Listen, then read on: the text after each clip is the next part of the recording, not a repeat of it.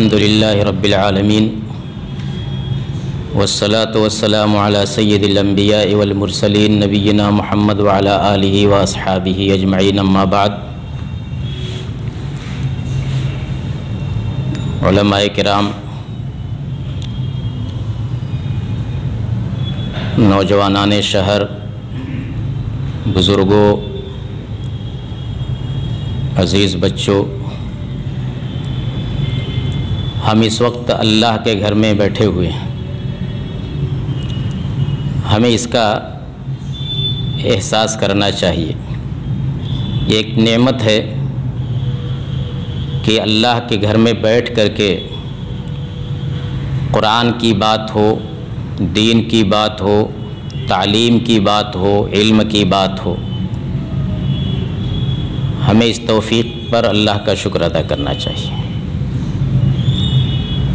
جیسا کہ آپ نے تمہید میں سنا اور آپ حضرات مجھ سے اچھی طرح جانتے ہوں گے کہ یہاں تعلیم کا سلسلہ تھا، قرآن کی تعلیم کا، جو بیچ میں توقف کا شکار ہو گیا۔ اللہ تعالیٰ جزائے خیر دے ان احباب کو جنہوں نے اس کمی کو محسوس کیا اور اس کے لیے کوشش کی اور اس سلسلے کو دوبارہ جاری کرنے کے لیے آج کا یہ پروگرام رکھا۔ ہفتہ عشرہ پہلے سے یہ حضرات اس کوشش میں لگے ہوئے تھے۔ دیکھیے، ہم مسلمان ہیں اور اسلام کے اندر آپ جانتے ہیں کہ علم کی کیا اہمیت ہے۔ اسلام کو جو چیز ممتاز کرتی ہے، جس وقت اسلام آیا تھا، آپ اس سے پہلے کا ماحول دیکھیے، اس سے پہلے کا زمانہ دیکھیے۔ اسلام سے پہلے کے زمانے کو کیا کہا جاتا تھا؟ کون سا زمانہ کہا جاتا تھا؟ جاہلیت کا زمانہ کہا جاتا تھا۔ یعنی اس کی سب سے نمایاں شناخت کیا تھی؟ جہالت۔ اسی لیے جب اسلام آیا تو اس نے سب سے پہلی تعلیم کس چیز کی دی؟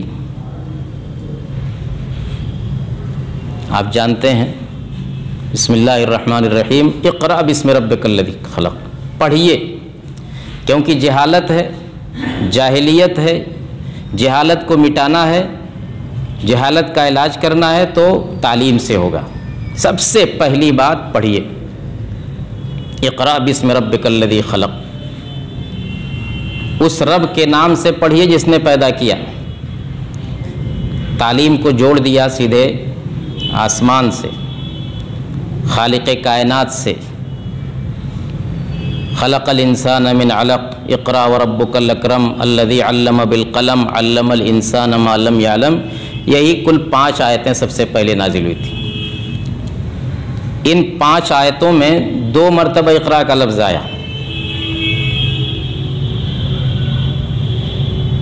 قلم کا تذکرہ ہوا، علمہ تعلیم کا تذکرہ ہوا۔ یہ ایک پیغام تھا امت کے لیے کہ تعلیم اور علم، پڑھائی یہ بڑی اہم چیز ہے۔ اسی لیے جاہلیت کے اس دور کو مسلمانوں نے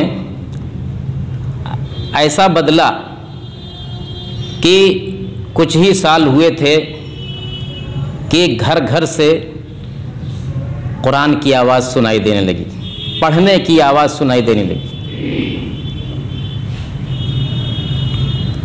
قرآن کی تعلیم عام ہوئی، حدیث کی تعلیم عام ہوئی، اور دھیرے دھیرے دھیرے دھیرے مسلمان ایک ایسے مقام پر پہنچے کہ دنیا کی دوسری قومیں آ کر کے مسلمانوں سے علم حاصل کرنے لگی۔ لیکن آج ہم جو ہے علم کی اہمیت سے غافل ہیں۔ علم کے نام پر ہم اپنے بچوں کو کیا تعلیم دیتے ہیں، ہمیں کتنی فکر ہے کہ ہمارا بچہ پڑھے لکھے، آگے بڑھے، علم کے میدان میں بہت آگے تک جائے، یہ چیز بہت کم لوگ اس پر غور کرتے ہیں، شاذ و نادر۔ ہماری ساری توجہ یہ ہے کہ بس کسی طرح سے ہم کمائیں کھائیں، ہمارا معیار زندگی اچھا ہو، ہمارا کاروبار اچھا رہے، ہم اچھا سے اچھا پہنیں، اچھے سے اچھے مکان میں رہیں، اچھے سے اچھا کھائیں، بس ساری جد و جہد ہماری اسی کے ارد گرد ہے۔ ایسے میں جو ہماری شناخت تھی، جو ہمارا امتیاز تھا، علم تعلیم، ظاہر بات ہے کہ اسی کو ہم نے چھوڑ دیا تو پھر دنیا میں ہمارا کوئی مقام نہیں رہ گیا۔ ہمیں تو یہ کہا گیا تھا کہ طلب العلم فریضۃ علی کل مسلم، اللہ کے نبی صلی اللہ علیہ وسلم کی حدیث ہے کہ طلب العلم فریضۃ علی کل مسلم، کہ علم حاصل کرنا فرض ہے، ضروری ہے۔ کس کے اوپر؟ کچھ لوگوں کے اوپر نہیں، ہر مسلمان کے اوپر فرض ہے، ہر مسلمان، یہاں تک کہ مرد ہو، عورت ہو، چھوٹا ہو، بڑا ہو، سب کے اوپر فرض ہے علم کو حاصل کرنا۔ یہ علم جو ہے دو طرح کا ہوتا ہے، ایک تو وہ علم ہے جو کہ ہر مسلمان کو لازماً حاصل کرنا ہے، اور یہ وہ علم ہے جس کے بغیر ہم اللہ کی عبادت نہیں کر سکتے۔ اتنی جانکاری ہر مسلمان، مرد ہو، عورت ہو، چھوٹا ہو، بڑا ہو، سب کے اوپر ضروری ہے کہ وہ جانے کہ وضو کیسے کیا جائے گا، ہمارا وضو کیسے برقرار رہے گا، غسل کی کب ضرورت پڑے گی، کن حالتوں میں ہم پاک رہیں گے، کن حالتوں میں ناپاک رہیں گے، ہم اللہ کی عبادت کیسے کریں گے، نماز کیسے پڑھیں گے، نماز میں کون سی چیز چھوٹ جائے تو نماز نہیں ہوگی، کون سی چھوٹ جائے تو نماز میں سجدہ سہو کیا جائے گا، اور جتنی عبادتیں ہیں ان سب چیزوں کا علم رکھنا ہر مسلمان کے لیے فرداً ضروری ہے، اس کو فرض عین کہتے ہیں۔ کیوں؟ اس لیے کہ ایک قاعدہ ہے کہ ما لا یتم الواجب الا بہ فہو واجب، کہ جس چیز کے بغیر فریضہ ادا نہیں ہو سکتا وہ چیز بھی واجب ہے۔ نماز تو فرض ہے اپنی جگہ پر، لیکن نماز اسی وقت صحیح ہوگی جبکہ نماز کی جانکاری ہوگی، تو اس لیے یہ علم حاصل کرنا اس کا ضروری ہے۔ ہم نماز اگر پڑھتے بھی ہیں تو بچپن سے مسجدوں میں آتے جاتے لوگوں کو دیکھتے ہوئے ہم پڑھ لیتے ہیں، لیکن حقیقت میں اس کا علم کتنا ہے ہمارے پاس، اس کی جانکاری کتنی ہے؟ کیا ہمارے گھر میں کوئی کتاب ہے؟ ہر مسلمان کے گھر میں کم سے کم نماز، روزے، عقیدے، سیرت وغیرہ کی کتاب تو ہونی چاہیے۔ کتاب خریدنا ہوتا ہے تو ہمارا دل چھوٹا ہونے لگتا ہے۔ نہیں، وہ کیسا مسلمان کا گھر جس گھر میں کتاب نہ ہو، اس کی عادت ہمیں ڈالنی چاہیے، کتاب خریدنا چاہیے، خرید کر کے گھر میں پڑھنا چاہیے، بچوں کو، عورتوں کو پڑھانا چاہیے، یہ ضروری ہے، ہم اس کے ذمہ دار ہیں، اللہ تعالیٰ کے یہاں ہم کو اس کا جواب دینا ہے، یہ بس یوں ہی اختیاری چیز نہیں ہے۔ کلکم راعن، اللہ کے نبی صلی اللہ علیہ وسلم فرماتے ہیں کہ کلکم راعن وکلکم مسئول عن رعیتہ، تم میں سے ہر شخص محافظ ہے، نگراں ہے، ذمہ دار ہے، اور ہر شخص سے اس کے ماتحتوں کے بارے میں سوال کیا جائے گا، پوچھا جائے گا، یہ ہماری ذمہ داری ہے۔ اللہ تعالیٰ کے یہاں ہم کو جواب دینا ہے کہ ہم نے تم کو اولاد دی تھی، ہم نے تمہارے ماتحت اتنے لوگوں کو کیا تھا، ان کے تعلق سے تم نے اپنی ذمہ داری کہاں تک نبھائی، جواب دہ ہو۔ تو ایک تو علم وہ ہے کہ جس کو حاصل کرنا ہر مسلمان کے لیے، چاہے مرد ہو عورت ہو، سب کے لیے ضروری ہے۔ اس کے بعد جو علم ہے جس کو آپ تخصص کہہ سکتے ہیں، یعنی چاہے دین کا علم ہو اور آگے تک حاصل کرنا لوگوں کی رہنمائی کے لیے،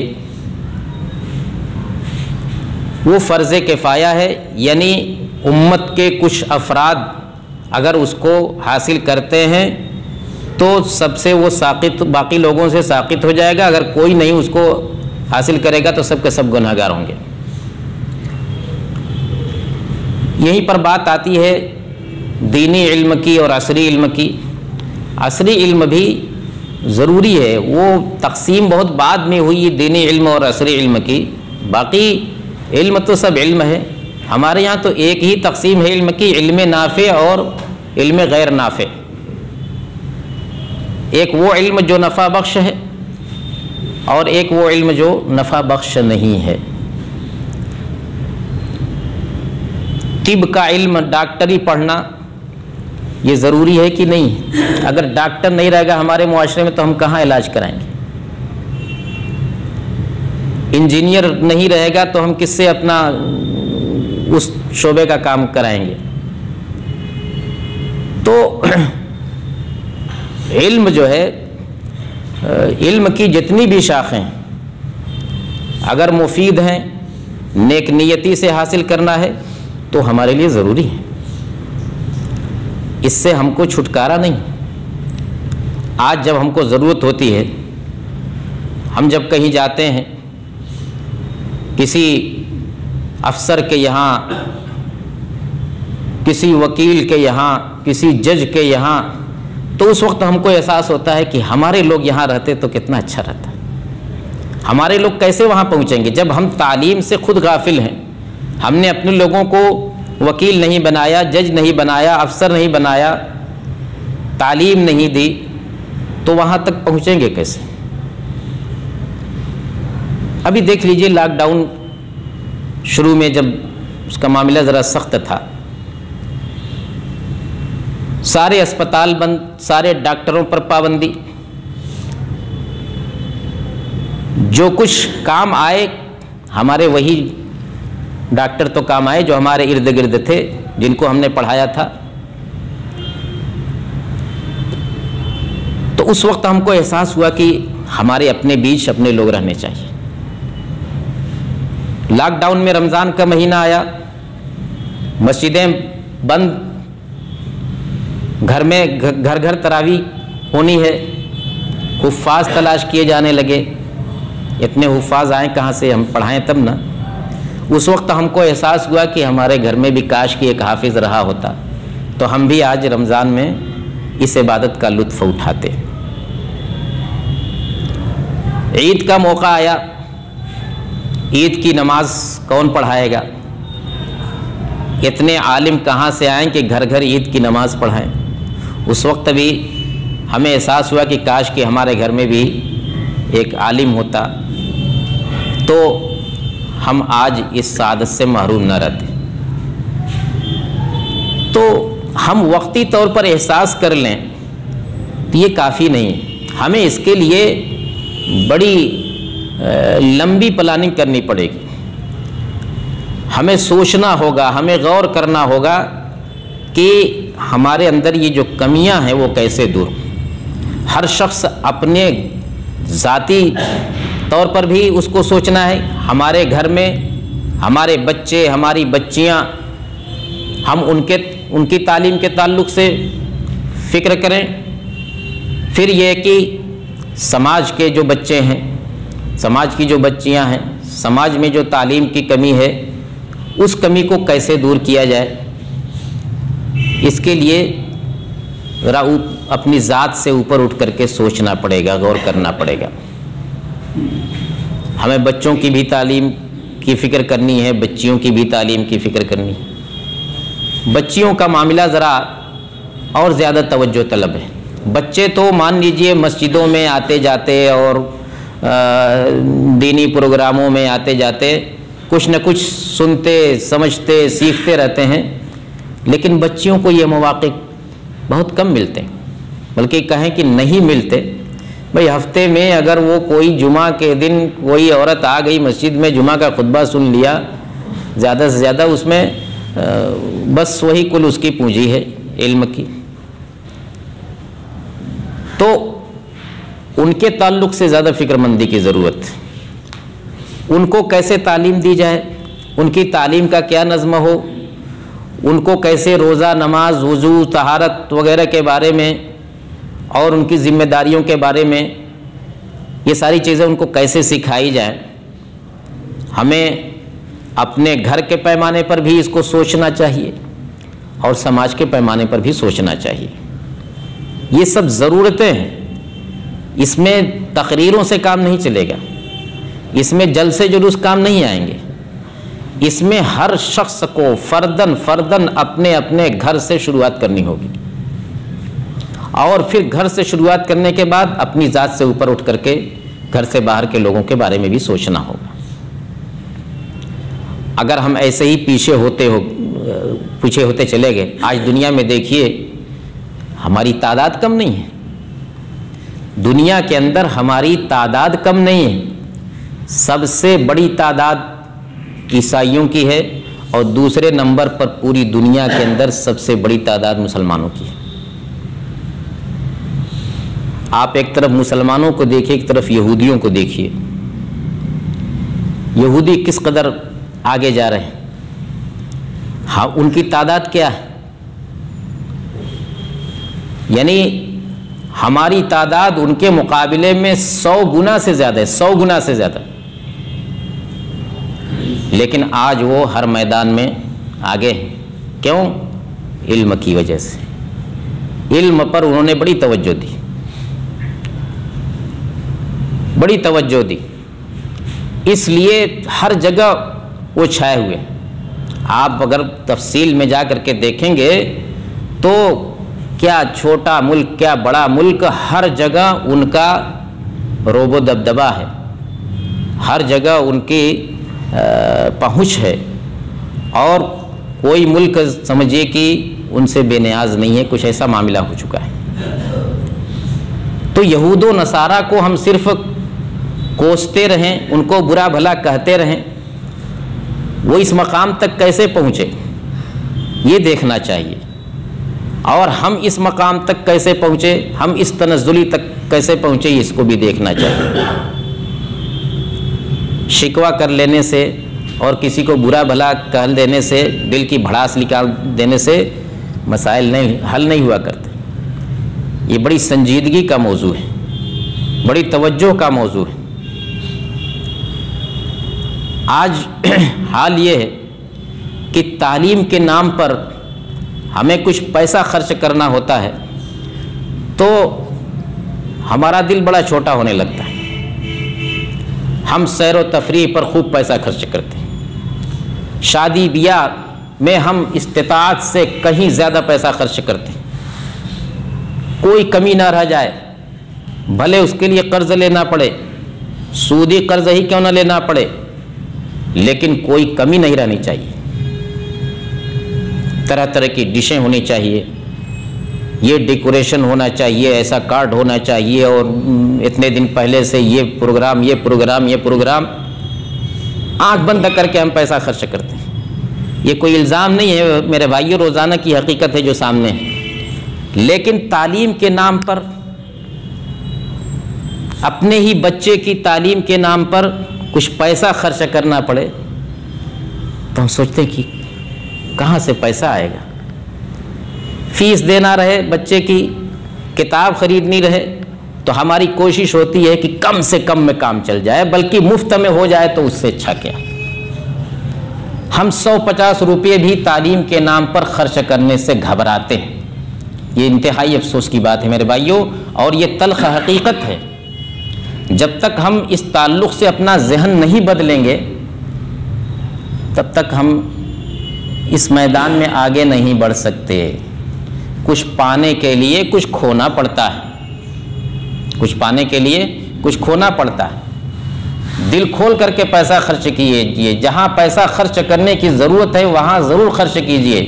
شادی بیاہ کو اور سمیٹیے، اسراف اور فضول خرچی کو ختم کیجیے، لوگوں کا منہ مت دیکھیے، دنیا کیا کہے گی کہنے دیجئے، لیکن عزم کیجئے کہ ہاں ہم مثبت جگہ پر خرچ کریں گے، ہم جہاں ضروری چیز ہے ہمارے لیے، ہمارے گھر کے لیے، ہماری قوم کے لیے، وہاں ہم پیسہ خرچ کریں گے، لیکن جہاں ضروری نہیں ہے، صرف دکھاوے کے لیے، صرف نمائش کے لیے، وہاں ہمارا پیسہ خرچ ہو، نہیں، ایسا نہیں۔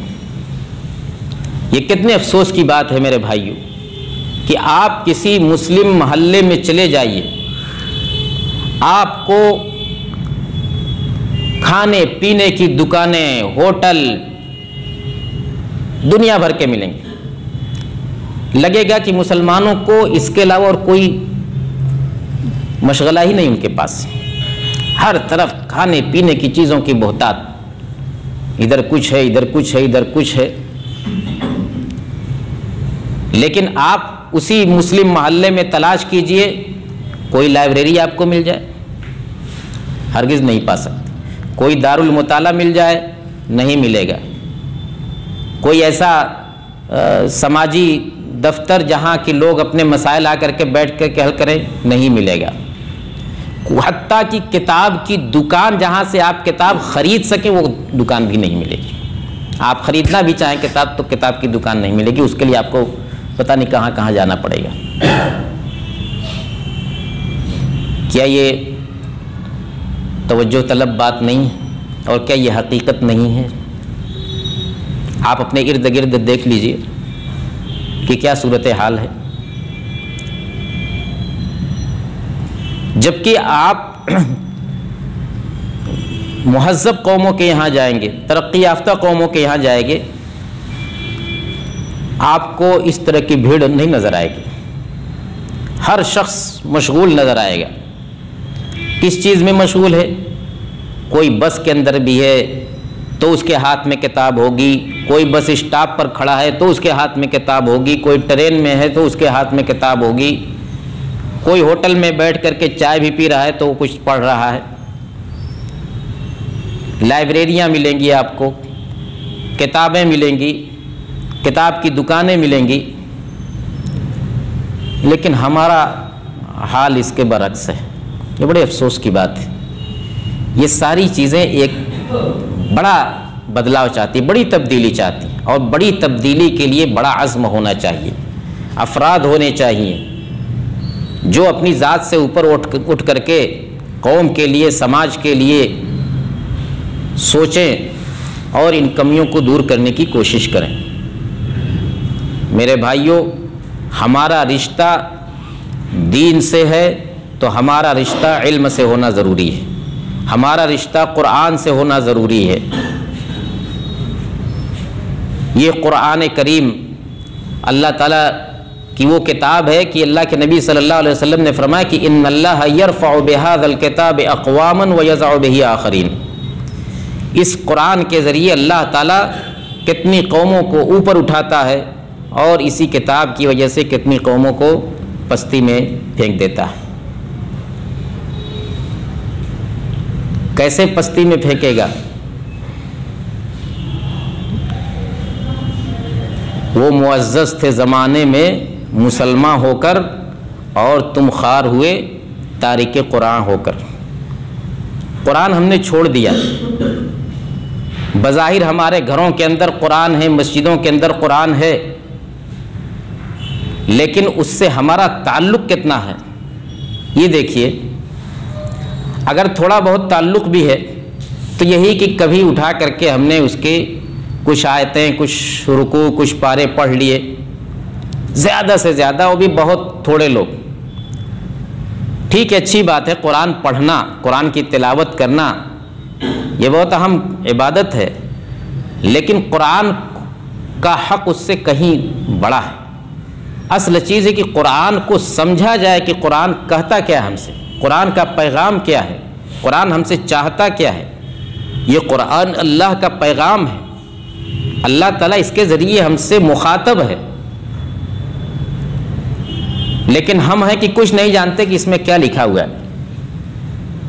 آپ یہ سوچیے کہ اگر آپ کے کسی رشتہ دار کا، آپ کے کسی عزیز کا، آپ کے کسی دوست کا آپ کے پاس کوئی خط آئے لیکن وہ خط اس زبان میں ہو جو زبان آپ نہیں سمجھتے. آپ انگریزی نہیں سمجھتے، انگریزی میں کسی نے آپ کو خط لکھ دیا. آپ عربی نہیں سمجھتے، عربی میں کسی نے آپ کو خط لکھ دیا. تو کیا کریں گے؟ اس کو لیں گے، چومیں گے، چاٹیں گے، آنکھ سے لگائیں گے اور پھر الماری میں بند کر دیں گے؟ کیا کریں گے؟ فوراً لے کے جائیں گے کسی آدمی کے پاس، بھائی دیکھیے یہ خط آیا ہے، اس میں کیا لکھا ہے ہم کو بتاؤ. جائیں گے کہ نہیں جائیں گے؟ بے چین رہیں گے جب تک یہ نہ جان لیں کہ اس وقت خط میں کیا لکھا ہے. تو یہ اللہ کا پیغام ہے ہمارے نام، اس میں کیا لکھا ہے ہمیں اس کے لیے بے چین ہونا چاہیے. اللہ تعالیٰ ہم سے کیا کہنا چاہتا ہے ہمیں اس کے بارے میں سوچنا چاہیے. تو یہ تو بہت آگے کی بات ہو گئی. ابھی جو مسئلہ ہے کہ کم سے کم ہم اس قرآن کی تلاوت سیکھیں. قرآن کیسے پڑھا جاتا ہے، قرآن کو پڑھنا وہ بھی قاعدے کے ساتھ، تجوید کے ساتھ، یہ اس کا حق ہے اور یہ بغیر سیکھے نہیں ہو سکتا. دوسری چیز آپ بغیر سیکھے مطالعے سے جتنا بھی پڑھ لیں، لیکن قرآن، حتیٰ کہ عربی زبان کی دوسری کتابیں بھی آپ اپنے زبان جانتے ہیں تو مطالعے سے آپ اس کو حل کر سکتے ہیں. لیکن قرآن کو جب تک کہ کسی سے زبانی طور پر نہ سیکھا جائے تب تک قرآن کو حقیقت میں نہیں سیکھا جا سکتا. یہ قرآن کا حق ہے. تو قرآن سیکھنے کے لیے ہمیں کسی قرآن کے عالم کے پاس بیٹھنا ہوگا. چاہے بچے ہوں، چاہے بڑے ہوں، چاہے مرد ہوں، چاہے عورتیں ہوں، سب کی ذمہ داری ہوگی. بچے بھی سیکھیں، بڑے لوگ بھی سیکھیں. اس میں شرم کی کوئی بات نہیں، ذرا بھی شرم کی بات نہیں. اگر ہمیں قرآن سیکھنا ہے تو ہم پوری جرأت کے ساتھ آ کر کے سیکھیں. اگر ہمیں قرآن پڑھنا نہیں آتا، قرآن پڑھنے میں ہمیں کوئی دشواری ہے، تو بلا کسی خوف کے، بلا کسی جھجک کے ہم کسی قرآن پڑھانے والے کے پاس بیٹھ کر کے قرآن پڑھیں، سیکھیں، اپنے بچوں کو لے آئیں، ان کو سکھائیں. بڑی خوشی کی بات ہے کہ اس طرح کا پروگرام ہمیں مل رہا ہے کہ ہماری تعلیم کے لیے، ہمارے بچوں کی تعلیم کے لیے ہمارے یہ گھر کے آس پاس ایک موقع ہے سیکھنے کا، سکھانے کا. ہم اس موقع کو غنیمت جانیں، اس موقع کو غنیمت جانیں کہ ہمارے آس پاس یہ انتظام ہو رہا ہے، ہم خود بھی چلیں اس میں شریک ہوں، اپنے بچوں کو شریک کریں. اس موقع کو غنیمت جانیں، اس لیے کہ اس طرح کے مواقع، آپ یہ سوچئے کہ آج 11 مہینے ہو چکے، تمام اسکول، مدارس، جتنے تعلیم گاہیں سب بند ہیں. اس 11 مہینے میں ہمارے بچے کہاں سے کہاں نکل گئے. جو کچھ انہوں نے پڑھا لکھا تھا سب پر پانی پھر گیا. ہمیں اس کی فکر ہونی چاہیے، ہمیں اس کا متبادل بہت پہلے تلاش کرنا چاہیے تھا. اور بھی لوگ ہیں، کتنے لوگوں نے اپنے بچوں کو اس موقع پر، اس فرصت میں گھروں کے اندر پڑھا کر کے پتہ نہیں کیا کیا بنا دیا. لیکن ہم خواب غفلت میں ہیں کہ چلو جب کھلے گا اسکول، جب کھلے گا مدرسہ تو دیکھا جائے گا. نہیں، ہمیں فکر کرنی چاہیے کہ ہم اپنے بچوں کے اس وقت کو کیسے مفید بنائیں. اللہ تعالیٰ نے ایک موقع دیا ہے، اگر ہم اس موقع کو غنیمت نہیں سمجھیں گے تو یہ بہت بڑی محرومی کی بات ہوگی. میرے بھائیوں، یہ ہماری بہت بڑی ذمہ داری ہے.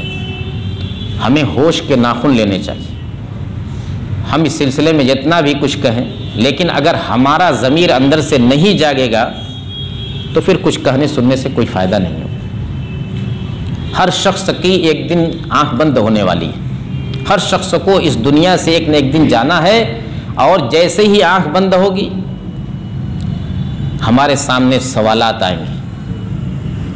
قبر میں جیسے ہی مٹی دے کر کے ہمارے عزیز و اقارب ہٹیں گے، فوراً اللہ تعالیٰ کے یہاں سے فرشتے آ کر کے بیٹھائیں گے ہم کو اور سوال پوچھیں گے، من ربک ما دینک ما ھذا الرجل الذی من ھذا الرجل الذی بعث فیکم.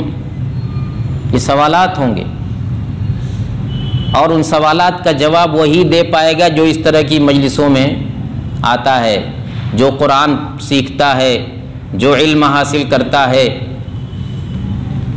تیرا رب کون ہے؟ تیرا دین کیا ہے؟ یہ نبی کون تھے؟ اس طرح کے سوالات ہوں گے۔ یہ سوال کا جواب کون دے گا؟ جس کا تعلق رہے گا ان سب چیزوں میں۔ اور جو کچھ نہیں جانتا، جس کا کبھی کوئی تعلق ہی نہیں رہا، جس کو مسجد سے، علم سے، دین سے کوئی مطلب ہی نہیں، وہ کہے گا کہ ہاں لا ادری۔ جب سوال کرے گا فرشتہ، جواب میں کہے گا ہائے میں کچھ نہیں جانتا، ہائے میں کچھ نہیں جانتا۔ اور اب وہاں کوئی پھر واپس نہیں آنا ہے کہ چلو دوبارہ ہم کو موقع دے دیا جائے تو پھر سے یہ کمی پوری کر لیں، نہیں، وہی آخری مرحلہ ہے۔ اب اس کے بعد جو ہے فریق فی الجنت و فریق فی السعیر، یا تو جنت ہے یا تو جہنم ہے، دنیا میں واپس نہیں آنا ہے۔ اور میرے بھائیوں، ہم اپنے بچوں کے تعلق سے بھی فکر مند رہتے ہیں، اپنی موت کے بعد کہ ہمارے بعد ہمارے بچے کیا کریں گے، کیا کھائیں گے، کہاں رہیں گے، کوئی کمی ہم نہیں چھوڑنا چاہتے۔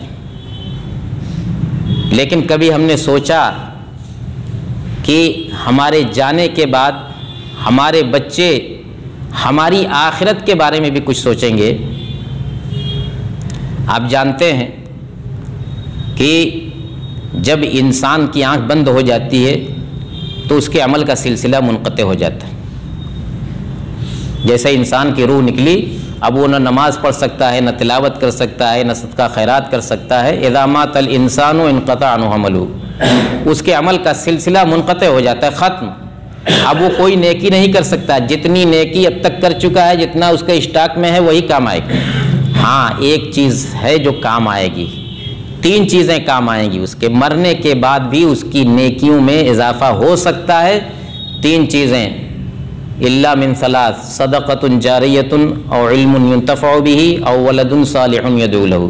صدقہ جاریہ اگر چھوڑ کے گیا ہے، کوئی ایسی نفع بخش چیز جس سے لوگ فائدہ اٹھائیں، کوئی عمارت بنوایا ہے، کوئی مسجد بنوایا ہے، لوگوں کے لیے پانی کا انتظام کیا ہے، یا اس طرح کی کوئی بھی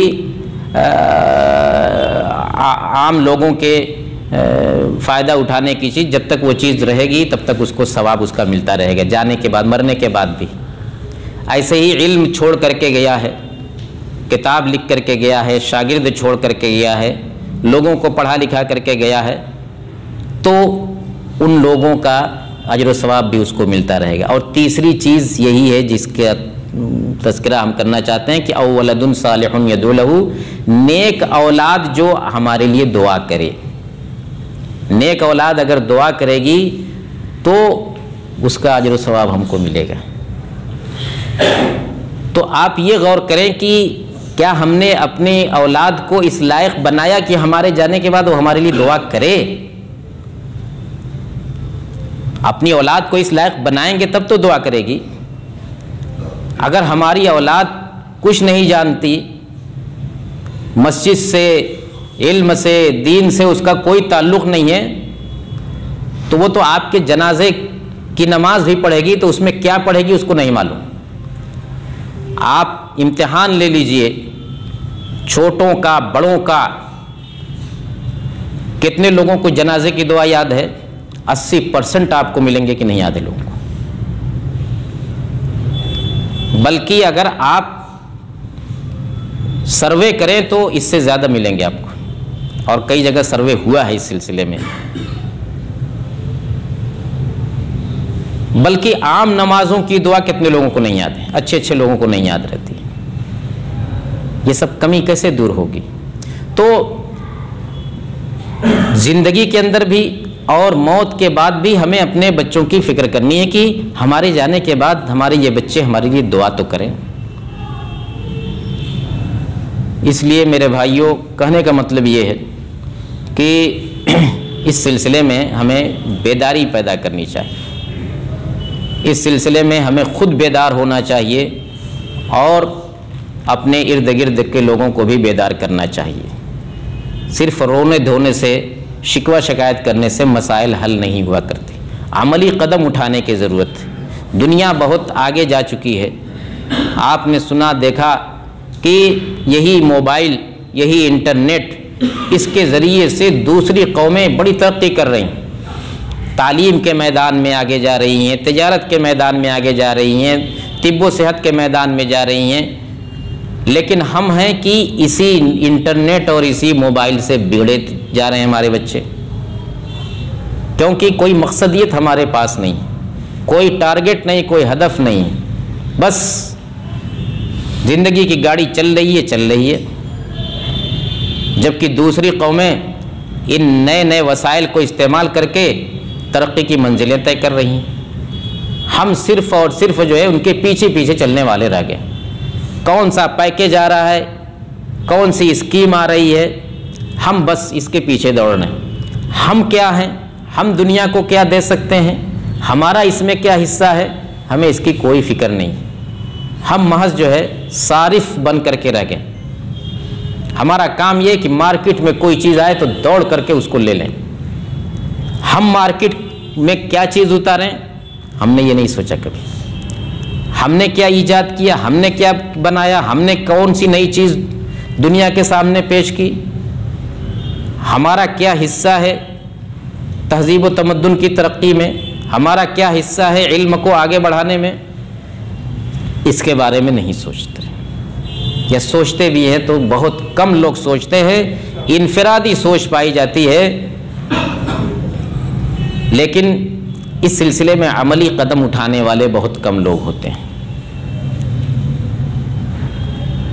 اس لیے ہمیں اس سلسلے میں بڑی سنجیدگی سے غور کرنا چاہیے، بڑی سنجیدگی سے، اپنے بچوں کے تعلق سے، اپنی بچیوں کے تعلق سے، چاہے وہ چھوٹے ہوں بڑے ہوں، بالغ ہوں نابالغ ہوں، تعلیم بالغاں اس کا بھی باقاعدہ پروگرام چلتا ہے، چلنا چاہیے، بڑے لوگ جس میں بیٹھ کر کے پڑھیں، اس کے لیے الگ سے اس کا انتظام ہونا چاہیے۔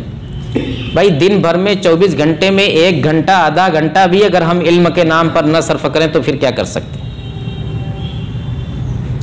یہ ساری کوششیں بڑے منظم انداز میں ہونی چاہیے۔ بہرحال ایک شروعات ہو رہی ہے، ایک اچھی شروعات ہو رہی ہے، قرآن کے عنوان سے ہو رہی ہے، اللہ کی کتاب کے عنوان سے ہو رہی ہے، اللہ کے گھر کے عنوان سے ہو رہی ہے، مسجد کے اندر اس کا سلسلہ شروع ہو رہا ہے۔ مسجد کے اندر آ کر کے قرآن سیکھنے کا اجر و ثواب کچھ اور ہے، ہم تو کہیں بھی سیکھ سکتے ہیں۔ اللہ کے نبی جناب محمد الرسول اللہ صلی اللہ علیہ وسلم فرماتے ہیں کہ مجتمع قوم فی بیت من بیوت اللہ یتلون کتاب اللہ ویتدارسونہ فیما بینہم الا غشیتہم الرحمہ وحفتہم الملائکہ ونزلت علیہم السکینہ وذکرہم اللہ فی من عندہ۔ جب کچھ لوگ اللہ کے گھروں میں سے کسی گھر میں اکٹھا ہوتے ہیں اور قرآن کی تلاوت کرتے ہیں اور قرآن کو سیکھتے اور سکھاتے ہیں، یتلون کتاب اللہ ویتدارسونہ فیما بینہم، قرآن پڑھتے ہیں اور قرآن سیکھتے سکھاتے ہیں، کہاں پر؟ اللہ کے گھروں میں سے کسی گھر میں۔ اللہ کا گھر کیا ہے؟ یہی جہاں آپ بیٹھے ہیں، مسجدیں اللہ کا گھر ہے۔ تو مسجد کے اندر جب کچھ لوگ بیٹھ کر کے قرآن پڑھتے ہیں، تلاوت کرتے ہیں، سیکھتے ہیں، سکھاتے ہیں، تو اللہ کی طرف سے ان کو کیا کیا اجر و ثواب ملتا ہے، کیا انعام ان کو ملتا ہے؟ سب سے پہلی بات یہ کہ ان کے اوپر سکون نازل ہوتا ہے، اطمینان اور سکون اللہ تعالیٰ کی طرف سے نازل ہوتا ہے، ٹینشن ختم، فکر مندی ختم۔ اگر حقیقت میں ہم اسی جذبے، اسی نیت سے آتے ہیں تو سکون نازل ہوتا ہے، رحمت ان کو ڈھانپ لیتی ہے، اللہ کی رحمت ڈھانپ لیتی ہے، اور فرشتے آتے ہیں، فرشتے ان کو گھیر لیتے، حفتہم الملائکہ، فرشتے جو اللہ کی بہت ہی معزز مخلوق ہیں وہ گھیرتے ہیں، اور سب سے بڑی بات یہ کہ ذکرہم اللہ فی من عندہ، ان کا تذکرہ اللہ تعالیٰ اپنے یہاں لوگوں سے کرتا ہے۔ اللہ تعالیٰ کے یہاں کون لوگ؟ وہاں بھی فرشتے ہیں۔ اللہ تعالیٰ ان فرشتوں میں ان کا تذکرہ کرتا ہے، زمین والوں کا تذکرہ آسمان میں ہوتا ہے۔ کہاں پر؟ جب مسجد میں بیٹھ کر کے قرآن سکھایا جائے گا۔ یہ معمولی بات ہے۔ اللہ کے نبی صلی اللہ علیہ وسلم نے ایک مثال سے اس کو سمجھایا۔ ایک مرتبہ صحابہ کرام بیٹھے ہوئے تھے مسجد نبوی کے اندر، اللہ کے رسول صلی اللہ علیہ وسلم آئے، کہا کہ آپ لوگوں میں سے کون ایسا ہے جو یہ پسند کرتا ہے کہ وہ جائے بطحان نامی جگہ یا وادی عقیق نامی جگہ پر اور وہاں سے اس کو 2 موٹی تازی اونٹنیاں مل جائیں مفت میں اس کو 2 موٹی تازی اونٹنی۔ اس زمانے میں اونٹنی کسی چیز کی مثال دینی ہوتی تھی تو صحت مند اونٹنی سے دی جاتی، کیونکہ وہ سب سے بڑا سرمایہ اس زمانے میں مانا جاتا۔ آج کے حساب سے آپ کہہ لیجیے کہ 4 پہیہ گاڑی کہ بہترین گاڑی کسی کو مل جائے مفت میں کہیں جا کر کے لے آئے۔ تو صحابہ کرام سے پوچھا کہ آپ لوگوں میں سے کون کون چاہتا ہے کہ وہ اس کو روزانہ فلاں جگہ جائے اور وہاں سے مفت میں 2 صحت مند اونٹنیاں مل جائیں؟ صحابہ نے کہا، جتنے لوگ بیٹھے تھے، کہا کہ اللہ کے رسول ہم میں سے ہر شخص چاہتا ہے۔ کہا کہ اچھا تو سنو، جو شخص مسجد میں جاتا ہے 2 آیتیں پڑھتا ہے یا 2 آیتیں سیکھتا ہے تو سمجھو کہ اس کو 2 صحت مند اونٹنیاں مفت میں مل گئی۔ 3 آیت سیکھتا ہے 3 صحت مند اونٹنی مل گئی، 10 آیت سیکھتا ہے 10 صحت مند اونٹنی مل گئی، 50 آیت سیکھتا ہے 50 صحت مند اونٹنی مل گئی۔ یعنی یہ اجر و ثواب ہے مسجد میں آ کر کے قرآن سیکھنے سکھانے کا، قرآن پڑھنے پڑھانے کا۔ تو ایک طرف تو ہم یہ سارے اجر و ثواب بھی حاصل کریں گے، ہم حاصل کریں گے، ہمارے بچے حاصل کریں گے، اور دوسری طرف اسلام جو ہمیں علم سے آراستہ دیکھنا چاہتا ہے وہ بھی تقاضا، اسلام کا تقاضا پورا ہوگا، علم کا بول بالا ہوگا۔ ہم یہاں قرآن بھی سیکھیں گے، نماز کی دعائیں بھی سیکھیں گے، اور بھی بہت ساری چیزیں، مفید چیزیں ہم یہاں سیکھیں گے، ہم سیکھیں گے، ہمارے بچے سیکھیں گے۔ تو اس موقع کو غنیمت جانیے۔